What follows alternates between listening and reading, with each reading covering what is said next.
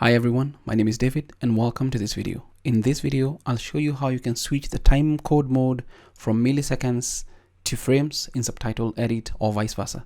So really depends on what you're working with. If you want to move frame by frame when you're doing your subtitles, then this may come in handy.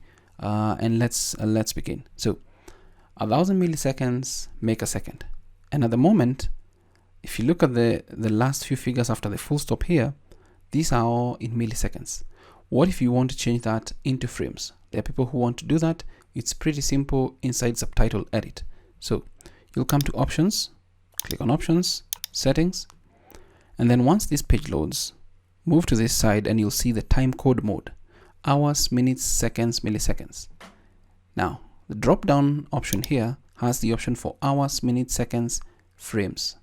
Click on that, and once you do that, click OK. Everything changes right here. So what happens is the video at this moment has a frame rate of 30 frames per second, 30 FPS. What that means is that let's say the video is about the 00 mark. If I click on this up arrow down here 30 times, that will be 1 second.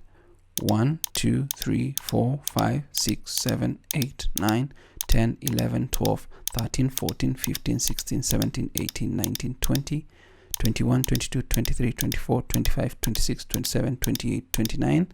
And then once I click on it, there we get from 29, we go to 00, and then we get the 1 second. So those are 30 frames in a second. In the millisecond version, you get 1000 frames per second. So if you're interested in using the frames per second when you're subtitling your videos in Subtitle Edit, it's pretty simple. And if this probably works when you're working with clients that want the subtitles done based on the frames, but when you're want to revert, the option is the same. Just go to Options, Settings, and then change the time code mode back to milliseconds. Click OK.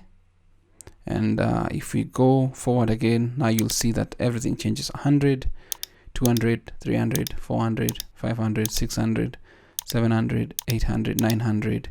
When we click, it's going to give us 1000, but move now to second number 2 because it's 1000 milliseconds that make a second. So I hope you get it. And if you're looking to change or switch between the millisecond and the frames timecode mode in Subtitle Edit, it's that easy. Thanks for watching. Until next time, stay safe and never stop learning.